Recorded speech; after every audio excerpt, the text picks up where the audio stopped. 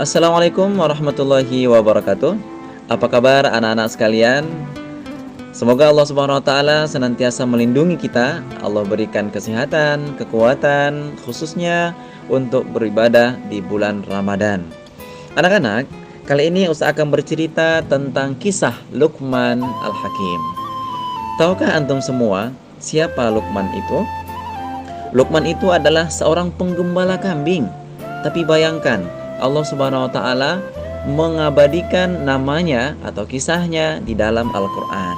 Tentu ada tujuan khusus kan? Nah, coba kita lihat. Luqman Al-Hakim itu ialah diberi gelar Al-Hakim. Kenapa? Karena ternyata Luqman itu orangnya sangat arif dan bijaksana. Sehingga dia diberi gelar dengan Luqman Al-Hakim. Ketika beliau mengucapkan kata-kata hikmah, orang tersebut bertanya, ya, ketika dia bertemu dengan seseorang, "Bukankah engkau itu seorang penggembala kambing, wahai Luqman?" "Benar, saya penggembala kambing," kata Luqman. "Lalu bagaimana engkau dapat menjadi orang yang soleh?" Lalu beliau menjawab, "Saya melakukan 4 hal. Pertama, selalu bicara yang benar. Kedua, menunaikan amanah. Kemudian ketiga, meninggalkan sesuatu yang tidak ada manfaatnya. Dan yang keempat, setia kepada janji."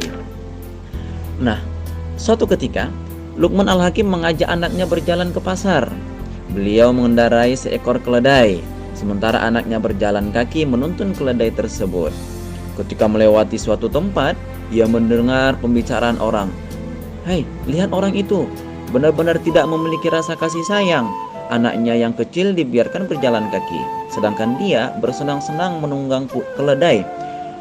Wahai anakku, dengarkah engkau apa yang mereka katakan?" tanya Luqman kepada anaknya.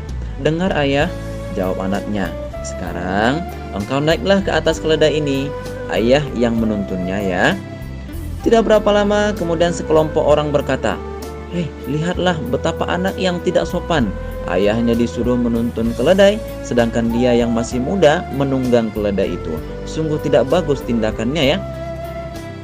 Lalu Luqman mengatakan kepada anaknya, Dengarkah engkau apa yang mereka katakan?" tanya Luqman pada anaknya. "Dengar ayah." "Lalu sekarang engkau turun dari keledai ini dan kita sama-sama berjalan kaki," kata Luqman. Lalu anaknya pun segera turun dari keledai itu. Sejurus kemudian mereka bertemu pula dengan sekelompok orang lain. Alangkah bodohnya orang yang menarik keledai itu. Keledai itu dikendarai dan dibebani dengan barang-barang yang harusnya seperti itu, bukan untuk dituntun seperti lembu atau dan kambing. "Dengarkah engkau apa kata mereka itu, wahai anakku?" "Dengar ayah." Lalu Luqman mengatakan, "Kalau begitu, marilah kita berdua naik ke atas punggung keledai ini."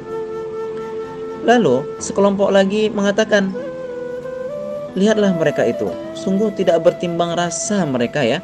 Keledai yang kecil ditunggangi untuk berdua." Lalu Luqman pun bertanya kepada anaknya, "Apakah engkau dengar apa yang mereka katakan?" "Ya ayah, aku dengar."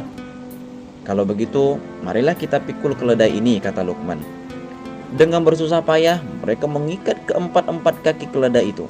Akhirnya mereka mampu mengangkat keledai itu dengan kondisi yang sangat berat.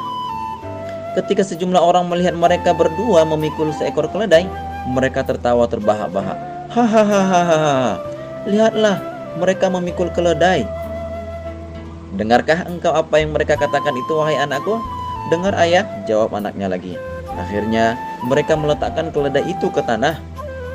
Nah, Luqman Al-Hakim pun menjelaskan hikmah di balik peristiwa tadi. "Wahai anakku, begitulah sifat manusia. Apapun yang engkau lakukan, engkau tak akan terlepas dari perhatian dan pandangan orang lain. Tidak menjadi soal apakah tanggapan dan sikap mereka benar atau salah. Mereka tetap akan mengatakannya. Ingatlah anakku, jika engkau telah bertemu kebenaran, janganlah engkau berubah hati hanya karena mendengar kata-kata orang lain. Yakinlah pada diri sendiri dan gantungkan harapanmu kepada Allah Subhanahu wa taala." Baik anak-anak, dari kisah ini tentu kita pahami siapa sih sebenarnya sosok Luqman Al-Hakim itu. Tentu ada 2 hal. Pertama adalah Luqman Al-Hakim seorang yang sangat bijaksana, dan yang kedua seseorang yang suka memberi nasihat kebenaran. Mudah-mudahan bermanfaat bagi anak-anak sekalian ya. Mari kita teladani kisah dari Luqman Al-Hakim ini. Semoga kita semua senantiasa dimudahkan oleh Allah Subhanahu wa taala untuk melakukan kebaikan-kebaikan. Mungkin itu yang bisa saya sampaikan. Assalamualaikum warahmatullahi wabarakatuh.